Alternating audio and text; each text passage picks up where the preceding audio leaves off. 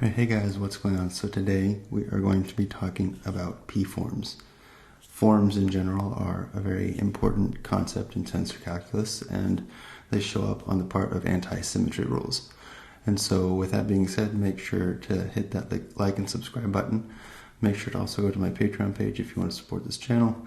I know I've said in the past that summary sheets are going to be going up on my Patreon page. That's still in the working. And I'm trying to speed that up right now. But anyways, let's get straight into the content. So today we are talking about an invitation to pForms. We're going to talk exactly what is a pForm, what are forms in general, and how is this all going to link to our discussion on manifolds and tensors. So we're going to start off by considering a very rudimentary thing that we learn in linear algebra. So it's called the determinant of a matrix, or the determinant of a transformation, if you will. It looks like this, right? So we have our matrix where we have our u vector and our v vector. Here's our u vector and our v vector. And the determinant of the matrix looks like this: u1 times v2 minus u2 times v1, right? So that's right here. So when we're doing this sort of visually, the idea here is that we multiply these two, and we take the difference, okay? This corresponds to this can correspond to an area, and so when we talk about transformations, we really are talking about, when we're talking about determinants of transformations, we're really talking about the area, or how areas transform, if you will. Right? And we could talk about why this represents an area, but that's, again, I don't want to get too much into the linear algebra. I think it's going to become pretty evident soon as to why this is going to represent something like an area, okay? So one way to think about this is going to be, let's see here. So this is our determinant. Another way of writing this is through this. This isn't quite a Levi-Civita symbol because it's got it's got two indices on here. So a Levi-Civita symbol typically has three indices on it. We've sort of talked about Levi-Civita symbols a little bit when we were talking about the covariant curl and the covariant divergence. We talked about what a Levi-Civita density is, and we are coming back to the idea here. But again, the idea here is that this is what brings in the anti-symmetry. So 1 and 2, and 2 and 1, they're different by this minus sign, okay? And what we end up doing here is we say if I and j, if I is 1 and j is 2, then this is going to be positive. If I is 2 and j is 1, then this is going to be negative. In other words, the order of the indices here on this symbol matters, okay? It matters by a minus sign. Okay, so let's do this now in 3 dimensions. So in 3 dimensions, we need 3 vectors, right? So we can sort of think of these 3 vectors. We have our u vector. So we have our u vector, our v vector, we have our t vector, and we want to find out what the determinant is in 3 dimensions, right? So we can go through the math here. This is linear algebra again. u1 times v1 times all this. So u1 times the determinant of the smaller matrix. Again, the way, if you haven't taken linear algebra, it's this times this minus this times this, and this all seems somewhat arbitrary. This times this, but we'll see how it becomes sort of not arbitrary when we start using the Levi-Civita symbol. the idea again is, okay, we have that all fleshed out in our smaller determinants, and then we take the determinant of these smaller matrices, and that's what we get here. And then we multiply everything out, right? And then we collect positive signs and negative signs. And we can see that 1, 2, 3, 2, 1, 3, 3, 1, 2,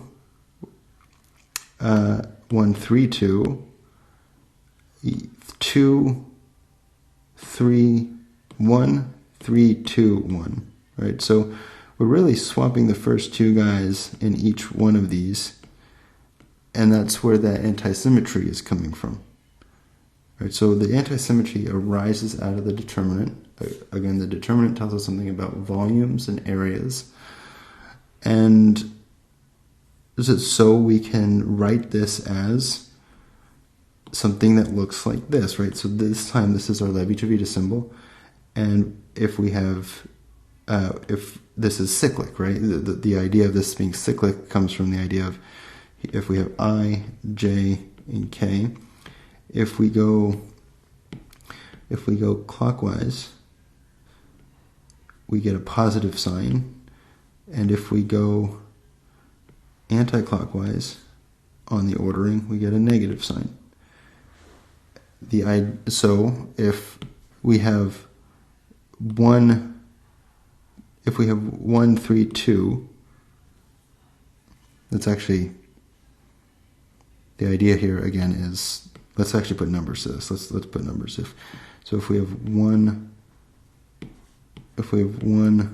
2, and 3, we go clockwise, we put a positive sign. Okay, so positive sign of clockwise, negative sign if anti-clockwise. So we can think of it like this. This is how we picture, or this is how we come to understand the signature of the Levi-Civita symbol, if it's negative or positive. Okay, and the Levi-Civita symbol, again, is going to put these minus signs where they need to be and put these positive signs where they need to be. So all of this, this whole thing can be crushed down into something like this, where we treat these guys as vectors. These are the input vectors into the Levi-Civita symbol, right? So we can think of the Levi-Civita symbol as taking in 3 vectors, spitting out something for each one of those vectors, and that spitting out is going to be minus signs or negative signs.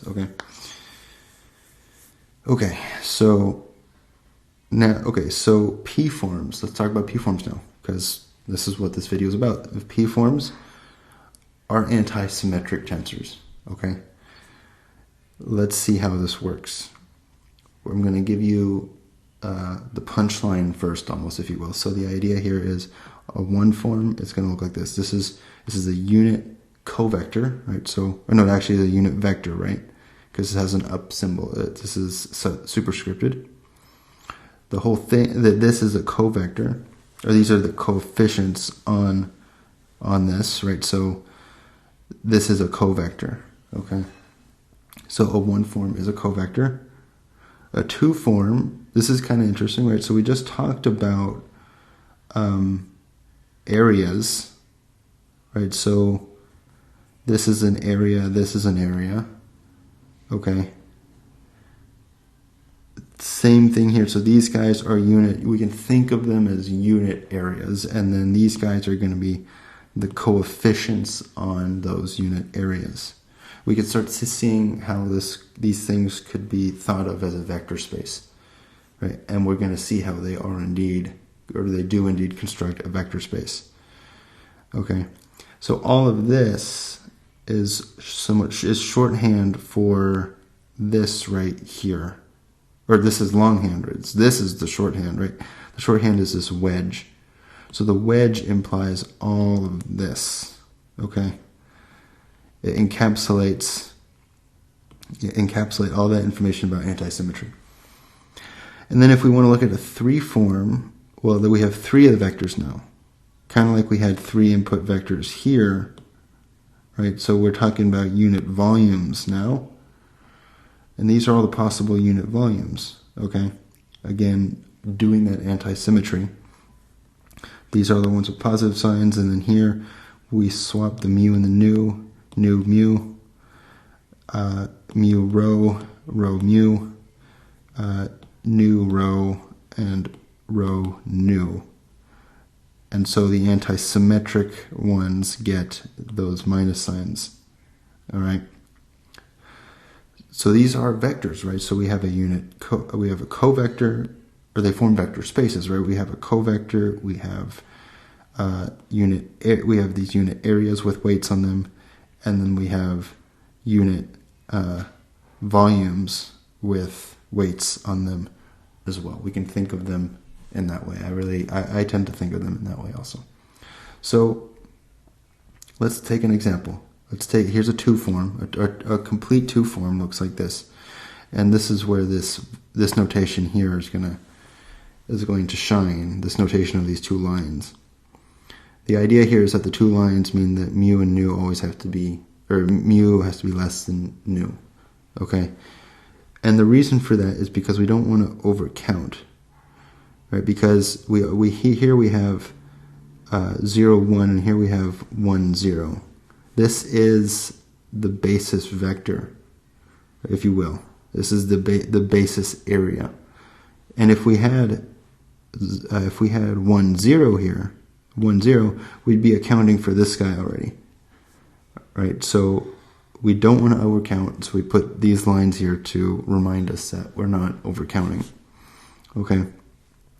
So we do this. So we have our 0, 1 weight, our 0, 2, 0, 3, 1, 2, 1, 3, and 2, 3.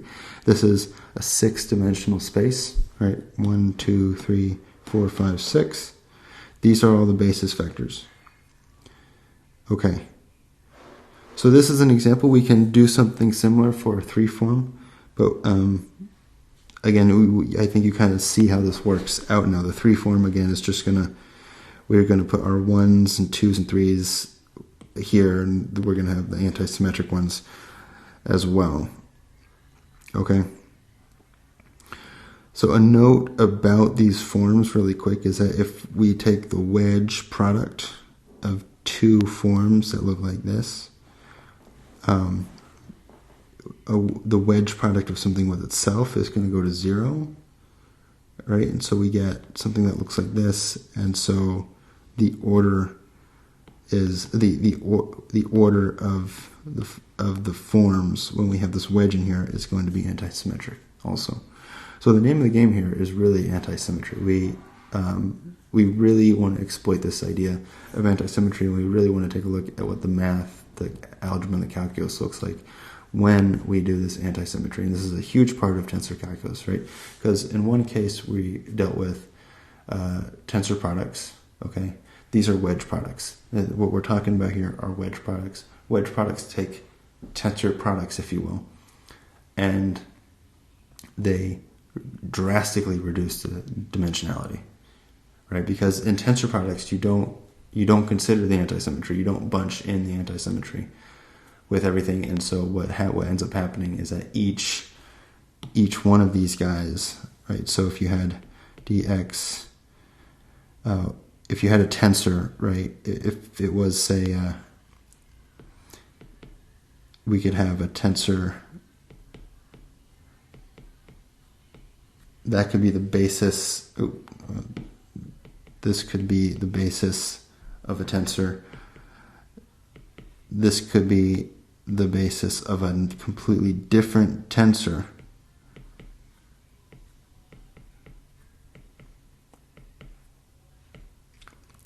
Right, but so this could be, say, T1, 2, 3, and this could be, say, Q2,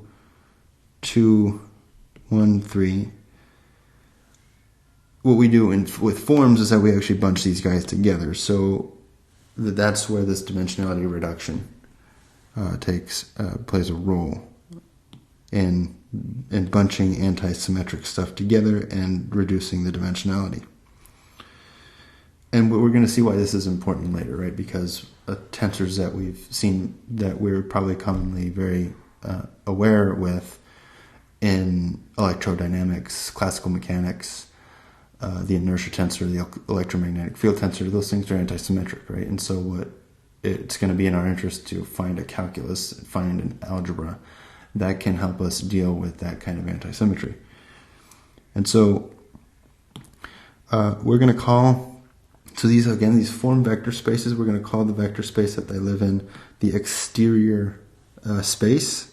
That's denoted by this lambda, not to be confused with, say, anything else that has a lambda in it. But this is the exterior space, and the dimension of this space is going to be a combinatorics problem, right? And I'm just giving this to you straight up. It's n choose p, where this is the p form. This is the dimensionality. The n is the dimensionality of the underlying vector space. Okay, so just to picture this again. Here's our vectors. Here's our manifold, and in GR, n is going to be 4, right? So 4D. So n is going to be 4, and then we can overlay all these forms onto each other, right? So we can have dx mu space. We can have two forms, right? Dx mu. Dx nu. I'm actually going to draw this out in a bit here, but I'm sort of alluding to what I'm going to talk about in a few minutes. But let's pack this all together now. So we have a zero form as a scalar. It doesn't have basis vector. It's part of our C infinity functions. We can think of it as a scalar, okay, or a function. We'll call it a function. I'll just leave it at scalar for now. And so we have a scalar. So this is a scalar function. This is the zeroth exterior power space. This is, and so C4 choose 0 is going to be 1. For our 1 form, it's going to be our first exterior power space. We're going to have this. 2 form is going to be a unit area. We have unit areas and weights on those. This is part of our second exterior power space, and then our third exterior power space, and our fourth. And you can see the dimensionality is symmetric. Kind of interesting. And we're going to take a look at maps between these two, and then this guy right here. It's a bad arrow. And that's going to bring us to the idea of Hodge duality. Okay, but we're going to talk about that later. So forms can be fields too. So we can take all these forms and we can say 0 form field is our function, 1 form field is covector, right? And then our 2 form field, we're going to have, this is what that vector looks like. So these are all functions of space-time. And then our 3 form field, that's going to be functions of space-time also. And then our 4 form field, that's going to be a function of space-time also. You notice again the dimensionality, right? 4 dimensions, 6 dimensions, 1 dimension, 4 dimensions, 1 dimension. Okay. And so we have, so this is quite interesting, right? So we are going to be able to, we can picture this, right? So we can picture this as we have 0 forms, 1 forms, 2 forms, 3 forms, and 4 forms, just like we had here, and just like we're showing up here. We can have these forms, and we have spaces for all of these forms, and we can map between the spaces, right? So I really want to hit home this idea that we're going to be interchanging between spaces. We're going to map between them, because to me, at least, that's how I organize this kind of stuff in my head. And so we have this natural mapping between them if they're of the same dimensionality. And we're going to see that that's where the Hodge dual comes into play. And last but not least, we want to also mention something called the exterior algebra. The exterior algebra says, well, suppose you have an element in our second exterior power space and an element in our third exterior power space, both of which are located at point P. We can't add alpha and beta because there are two different types of forms. One's a 2 form, one's a 3 form, but we can wedge the two together. Okay, and the idea here is that when we wedge the two together in this way, we get a P plus Q form. Okay, so if we have a 2 form and a 3 form, well, when we wedge them together, we get a 5 form. 2 plus 3 is 5. So this here is a 5 form, and this doesn't really make much sense if our underlying space is 4 dimensions, right? That does make sense. But if our underlying space, say, is 7 dimensions or anything above 5, then something like this could theoretically actually make mathematical sense. Okay, so we wedge these two guys and we get something that lives in this space. Okay. This is what's referred to as the exterior algebra. Again, the exterior algebra being P wedge Q is in P plus Q. Another way of writing this is the wedge product is a machine that takes an object in the pth exterior power space and the qth exterior power space and brings us to something in the p plus qth exterior power space. Right, so that's exterior powers. That's an invitation to pForms, and we're going to get really deep into this kind of stuff before we move on to more advanced areas in tensor calculus, such as conformal transformations, the Weil tensor, the Schouten tensor, all that kind of fun stuff as well. We really need to get a grasp on these forms, though, before we do that. So with that being said, make sure to hit that like and subscribe button. Make sure to go onto my Patreon page where I promise